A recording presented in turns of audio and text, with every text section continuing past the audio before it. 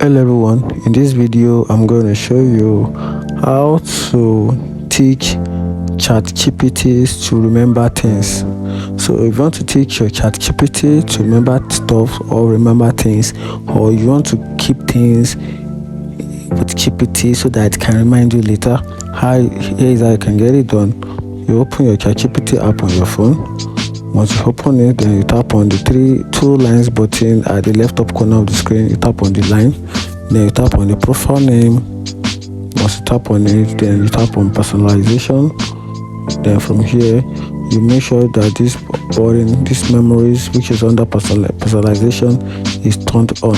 So once you turn this on, this actually helps ChatGPT to become more helpful as you chat, picking up on details and reference to tailor its response to you. So once this particular button is turned on, it will make it more effective in remember things, or you personally teach it.